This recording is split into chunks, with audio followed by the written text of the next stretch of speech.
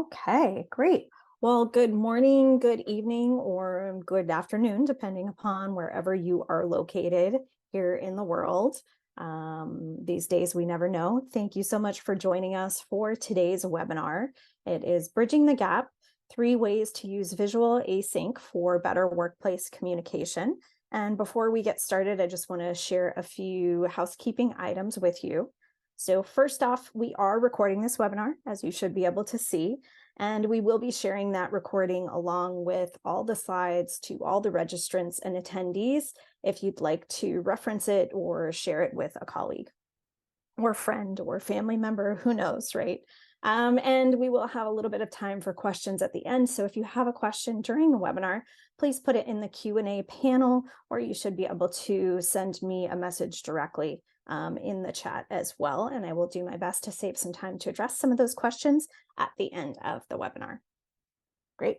Awesome. Well, communication in the workplace. So introduce myself for start. My name is Gianna Lass, and I am currently the VP of Marketing at Zeit, formerly known as Cloud App, as some of you may know. We just recently rebranded. And what is Zeit? So Zeit is a unified application for creating, annotating, and sharing things like screenshots, screen recordings, GIFs, audio files, and more. So you have a little bit of context as to why this is such an important topic for me to talk about today. A little bit more about myself is I have been working in tech for more than a decade across a number of different industries, from real estate to a lot of different tech verticals, MarTech, FinTech, developer tech, HR tech, basically all the techs, and for some really great companies like Marketo, Upwork, Sumo Logic, and Cloudinary.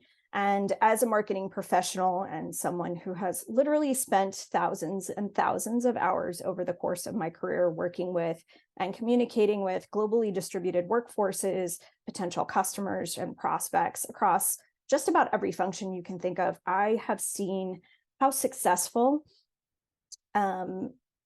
a good communication can be and how much of a game changer it can be for high-performing teams, and also how poor communication can completely crush teams in their productivity and their morale and lead to employee turnover as well. And that's one of the reasons why I wanted to join Zeit when a little over a year ago. Is the mission of the company really resonated with me, because our mission is to help create a happy and more productive workplace through better communication. And I really think that good communication is the great foundation of any high performing and successful organization. And that mission may sound really easy, right? Just communicate better. But I think we all know that it's a lot more of a complex problem than that. And it's a lot easier said than done, right? And this quote is actually one of my favorite quotes that kind of summarizes why it is such a big challenge to address. And it's by George Bernard Shaw, the playwright. And it's: the single biggest problem in communication is the illusion that has taken place, right? And many of us have often taken the actions of communicating or participating in communication activities, and the act of communicating alone doesn't really result in a successful communication, right? I think to myself about the number of times, and I as a leader, a coworker, an employee, this was the reason I'm so passionate about this, is because this is a huge area of frustration for me, right? Is sending out communications to team members and feeling like I'm not being heard or understood, having to repeat myself multiple times because maybe somebody isn't listening or paying attention, is distracted. Maybe I'm not communicating clear enough. And it's been a personal point of growth for me to really constantly remind myself that sending a message is not enough, right? A message sent is not always a message received, and is less often a message understood. And really that's because communication is such a hard thing, right? It involves people. And at the end of the day, people are incredibly complex creatures with different needs and backgrounds and capabilities and learning styles. And then we layer on how much more it takes to get people's attention these days, right? Think about all of the competing priorities that we might have, how you need to develop trust. How can you get your message or meaning to rise above the other noise and priorities that somebody who's probably in this day and age already overloaded in their inbox or chat threads or with social media and news feeds or meetings that they might have, right? So if we look at this and we think just about all of these different communication channels and people that need to be communicating with each other and the different priorities that they have, maybe you have, a customer who's just learning your product for the first time and they're not really familiar with your different company jargon or terms that you use within your product. Maybe you've got a QA team that's, really heads down and not paying attention to communications because they're rushing to meet some deadlines that they have for a release. Maybe you've got a contract designer who's working on multiple different deadlines at the same time. They don't really have the attention span to be able to give to you for this, next company update or whatever it might be. And then you could also have, you're trying to connect with your product manager and their calendar is booked for a week straight because they're doing user interviews. And so they don't really have time to kind of follow up on the questions that you asked them. Down to support teams that may be working across global barriers as well, different countries, different languages, or, a salesperson that's really just focused on closing that next deal and not interested in kind of what else is going on because they're just focused on really making that next sale, right? So you've got a lot of different priorities that you're competing with, no matter what kind of communication that you are sending out, whether it's internal or external. This is the world that we're really working in today, right? And we think about those three pillars of making sure that a successful communication is happening. And there's infinite problems that can arise when we look at kind of the transition between each. I think as communicators, we tend to just focus on the fact that a message has been sent. Has it really been received? That's kind of one place that communication can fail there. Just because we put it in a channel or an email doesn't necessarily mean that the person on the other end saw it, right? And then if they did see it, that message sent might be received, but more importantly, was it truly understood? And often the response to that is probably not, right? Again, kind of just all the reasons that we're competing with different attentions, language barriers, all of that really contributes to, these problems we have and these challenges to if we are, actually having, I'm going to call this a successful communication, right? And so one of the first problems that we see, kind of failures in this simple communication flow and all the places it can go wrong is the first is that in this era of, kind of having to do so much more with so much less, everybody's just kind of exhausted. And I hear from, friends and other leaders is like, we kind of know what we should be doing, but we just don't have the time to do it. And I have absolutely been guilty myself of this at different times is, I don't have the time to keep repeating myself. I don't have time to send this out multiple channels or multiple times, right?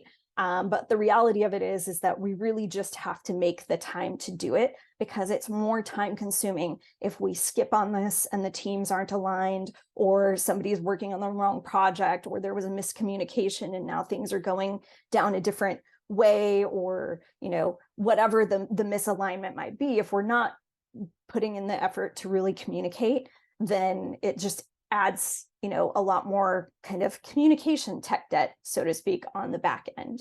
That second area where things fail, kind of we think back to that, that graphic that we've got here is that lack of attention. When you're competing with all of this, how do you ensure, instead of getting frustrated that, the person on the other end of the telephone game isn't receiving your message, how can we do better? How can we help them receive that message. And really, it kind of has to do with there's no such thing as over communication, right? Rinse, repeat, and repeat some more. There is an old rule in marketing land called the rule of 7. That's from the 1930s. And it says that basically somebody has to hear a message 7 times before they would consider taking an action to buy. And today, when we think of all the different priorities and things that we're competing with and how to rise the noise, it's likely that they need to hear a message even more than 7 times before they are likely to either take action or really absorb the information that's kind of being provided to them. So to kind of, address this lack of attention, really the only thing we can do is make sure we're communicating across all the channels, repeating as much as possible, and remembering that there's no such thing as over communication, because if the message is understood, great, somebody can move along. But if they need to continue to kind of have that repeat information, all the better for making sure that they are actually receiving and understanding your message. And then the last one, which is probably the biggest challenge here, is misunderstandings, right? This happens all the time and is a huge waste of productivity when you have really kind of 2 parties that, just aren't coming to the same common ground. And that could be, that there's an inability to grasp complex ideas through text-based exchanges. Nobody wants to read through a novel, and if we kind of go back to lack of attention, I think our attention spans also indicate that we don't really have the patience for it either, right? And I don't know about any of you, but I have certainly been on the receiving end and the giving end of support calls when you're trying to have somebody talk you through what to do, and what they're saying is not aligning with what you're seeing or doing, right? Hey, click on this settings icon here on the left. And you're like, I don't see a settings icon on the left. Okay, look a little further, look next to this thing. Nope, up, down. Next thing you know, you've spent 5 minutes with support just trying to find an icon to click on, right? And so that's really just, you're kind of not understanding the instructions that they're giving, or it's not aligning with kind of how your view of the world is working at that point. And that happens a lot with language differences too. Even when we have the same language, let's say English, for instance, even within English, there are different things that we must misunderstand between each other, right? I will never forget early on in my career having a counterpart in the UK and just, having a chat before a meeting. And I was talking about just coming back from visiting my aunt in Tennessee, and how I had the best biscuits and gravy I had ever had, and the sausage gravy was just the absolute best, and it was so creamy and salty and delicious. And I remember she just got really quiet, and then just horrified was like, that sounds disgusting. Why on earth would you ever eat biscuits with sausage gravy? And I was very confused, because I was also not familiar with the fact that biscuits are actually 2 different things when we think about American biscuits and what they consider biscuits in the UK. In the UK, biscuits are cookies. And yes, I can understand why she would think that eating cookies with sausage gravy would be absolutely disgusting at that point, right? So even when we both speak what's considered the same language, it's not necessarily that we have the same understanding of the same words, right? So that can even add more to misunderstandings. And then you add emotional connotations on top of that, right? I don't know if you've ever had that experience when you get a quick message, or your boss walks by and says, hey, can we talk for a quick sec? Or even your partner or an ex-partner. And there is nothing that can be more anxiety provoking than getting that message without any additional context or clarity, right? Are they mad at me? Did I do something wrong? What's happening? Are they trying to break up with me if it's your partner, right? And just adding a little bit of clarity and context to these types of communications can make all the difference for the person who is receiving that information, right? Adding a little bit of why, what, how, or if, right? I implore you as leaders and managers, if you ever want to have a quick chat or a quick sync or talk to your employees and team members, just add a little bit of context, right? Hey, can we talk for a quick second about the presentation you just gave? Or, hey, can we talk about this project? I had some ideas. Hey, I think you did a great job on this. I just wanted to say, thanks and see if you're interested in taking on some other things along because you did so great with that, or whatever it might be, right? So I think there's a lot that you can do to avoid these misunderstandings by just adding a little bit of clarity and context to the communications that we have there, right? But I think when, we think about how to do that, we kind of have this go-to resolution to address some of the issues that I just talked about by that dreaded quick sync, right?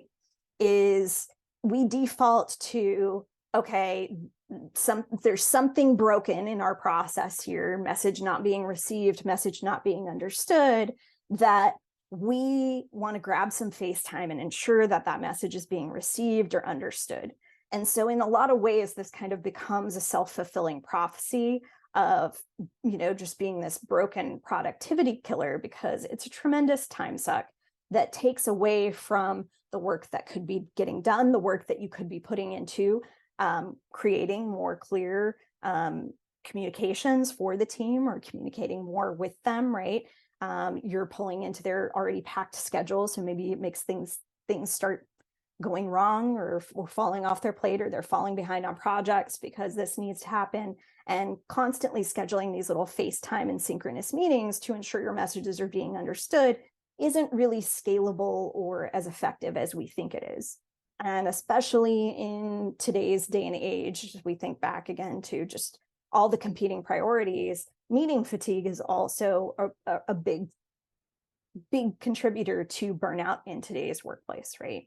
It's estimated that workers spend about 31 hours per month on average in what they consider to be unproductive meetings. So you don't really want to be scheduling that meeting. They don't really want to be being pulled into that meeting either. But if the act of sending a message isn't really doing the job to get that successful communication created, and grabbing FaceTime isn't really scalable and it's negatively impacting the team in other ways, kind of thinking about what can we do to improve successful communication without defaulting to kind of this old way of, okay, let's jump into a quick sync or have a quick chat.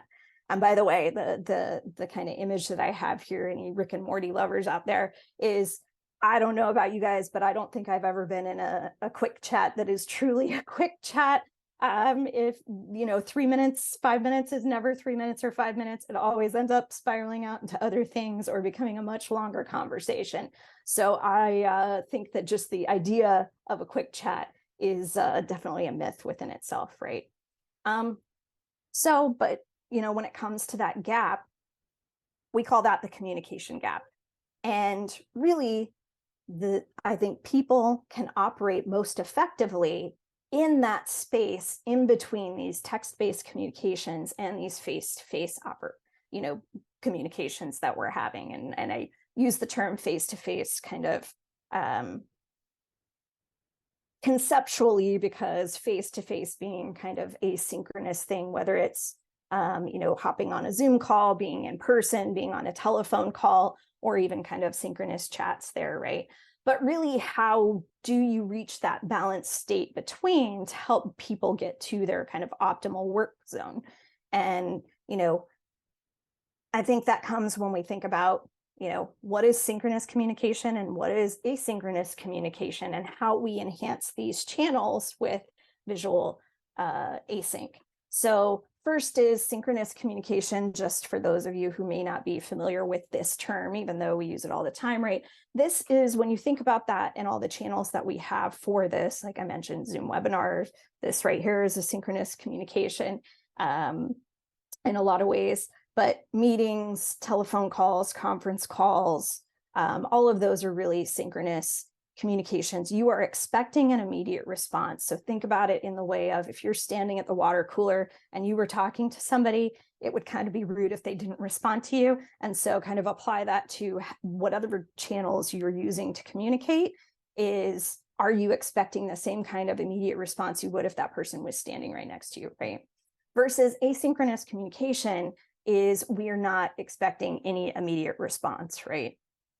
And most teams typically prioritize this synchronous kind of interactions, but you can really make better decisions and boost productivity when you're kind of getting a balance between the two. And effective teams use both of these channels, pretty frequently, and you're probably using a lot of those in your day-to-day life already, right? There's a number of asynchronous communication channels like Google Documents, e-learning platforms, maybe sending status reports or emails or a project management software. All of those are really asynchronous communication channels. It's interesting is a lot of people think about chat and email can be both synchronous and asynchronous. And it really comes down to when you're sending that message, are you expecting that immediate response or not? So kind of wanted to just set that stage a little bit before we talk a little bit about visual async, because visual async is really a great way to do and address some of the challenges that we talked about earlier when we are kind of giving these text-based communications a glow up. So they're acting as that bridge between these synchronous communications, right? And we're doing that with things like screenshots, screen recordings, GIFs, other visuals, maybe flowcharts, anything that can really help you add that visual context and clarity. So here I have a couple of examples that, kind of help achieve that. Is one actually up here is an example of an exchange I had with my designer on some changes I needed to a legal page on our website. And instead of kind of trying to hop on a call or write a novel about how to explain this, I just highlighted the things that needed to be changed. So it was super clear and we weren't going back and forth about, okay, which header do you need changed? What do you need, right? Another example I've got here is a screen recording of an onboarding. Maybe you've got a team that's, distributed around the world and you're trying to schedule that, their welcome and onboarding, but you're located on the East Coast. By the time that they're typically starting their day is when you would be taking your lunch. Maybe somebody else is located in a totally different global time zone, right? Where you can send an email that kind of starts introducing them, walking them through what needs to do. And by the time you're done with your lunch or whatever, you can check back in with them, but they've already kind of gotten that and they're working through it at their own pace, right? So really visual async is anytime you can add a visual to add context and clarity. So I like to call it the glow up of text-based communications. So, kind of in the same line of those three examples that I just shared with you, is what are some other ways that visual async is really helping bridge the gap with some of the issues that we mentioned above. So first, I'm going to talk about biscuits again. Is, adding that context and clarity with a visual is going to help avoid misunderstandings, right?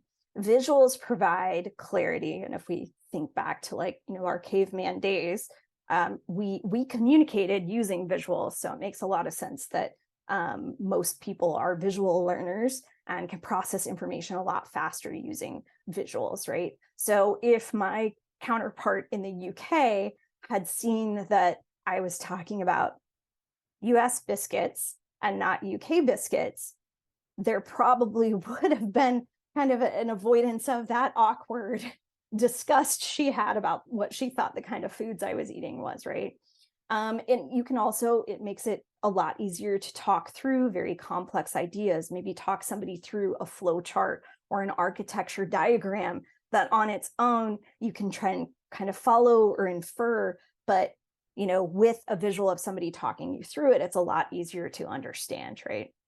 And then you can really highlight key concepts, right? In that example I've got above here, where I can highlight exactly what it is I'm talking about. So if you're thinking about maybe like a support ticket or where you're trying to walk somebody through something, when you can really highlight what it is you're trying to help them achieve, it's going to skip all of that time and back and forth of, okay, this is what I need you to do, right? No, I'm misunderstanding. No, not this left, your other left, right?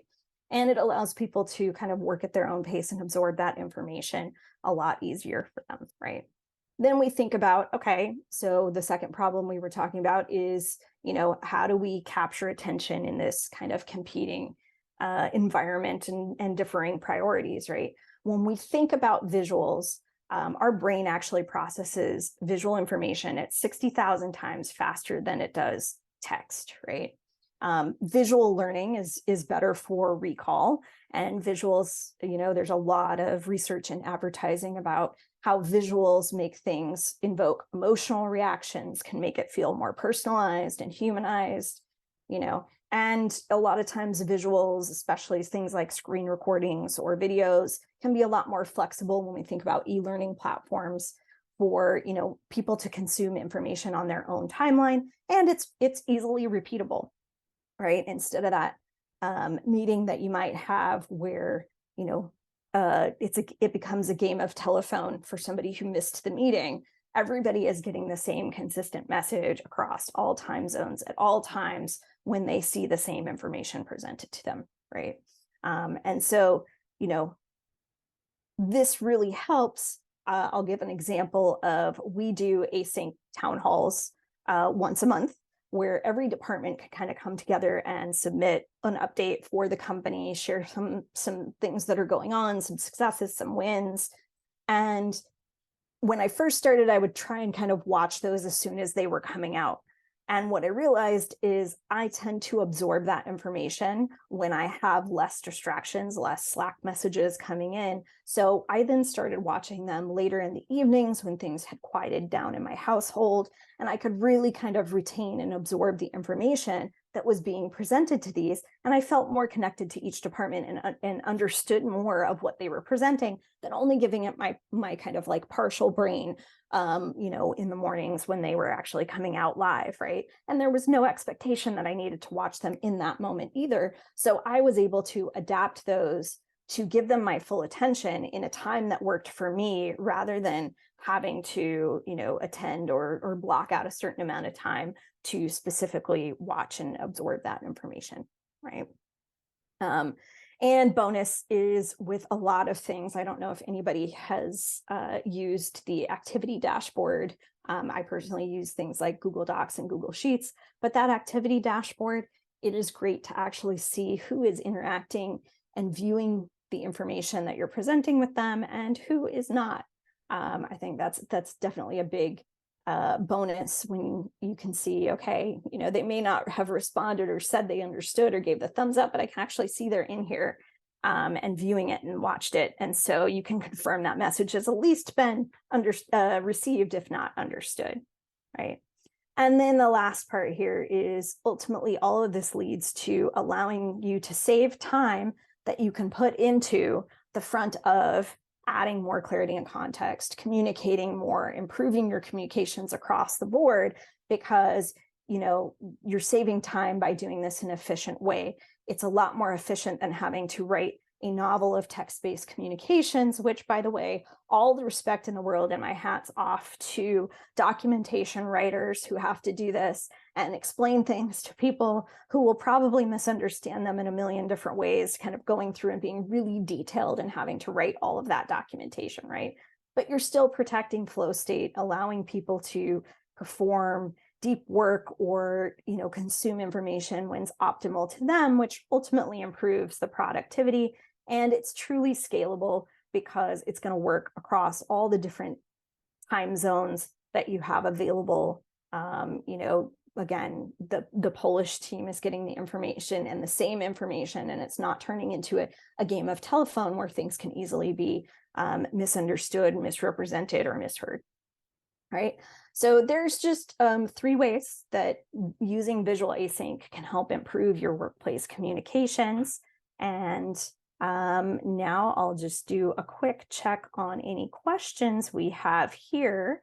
And, ultimately the summary is communication's hard because people are complex. So try and become a better communicator by taking the onus of how you can improve your communications using both synchronous and asynchronous channels effectively.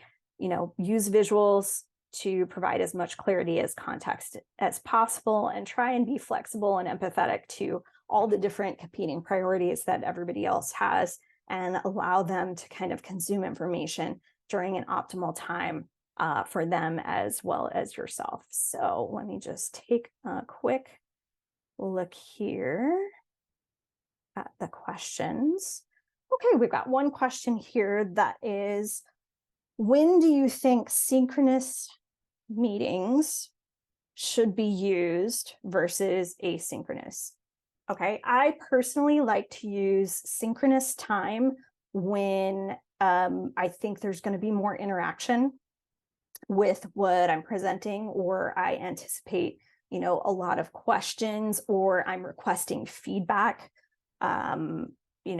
workshops, ideas that, or really kind of building personal relationships. I try and use my one-on-one time with my team or my coworkers as an opportunity to really build deep relationships, learn a little bit more about them, and really make it kind of more personalized, kind of hearing their concerns and stuff like that. Or anytime that there's critical feedback, I think that is most important to deliver that in more asynchronous conversation, to really kind of get a sense of how the person is absorbing the information, allow them to ask additional questions right there in the moment. I think that's really important time to use kind of like synchronous meetings, versus when I think about asynchronous, I think about, is this, again, back to kind of synchronous versus asynchronous, is there anything that I expect immediate response on? No. Is this like a process change that's probably going to take some time?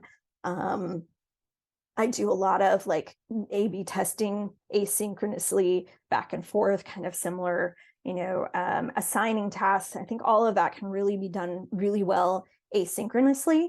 And when you're doing that, adding that visual clarity and context to what it is that you're asking for makes a big difference in kind of them understanding it and not having to come back to you and ask additional questions. So great question. Thanks so much for that. And I know we're just a little over time here, so thank you so much. Super appreciate everybody joining us today. And just one last is, if you are looking for ways to incorporate more visual async into your workflow, I encourage you, check us out, try us at zeit.com. And we do offer, our product for free. So it's a great way to create screenshots, screen recordings, similar to the examples that I shared with you there. So please feel free to check us out at zeit.com. And thanks so much.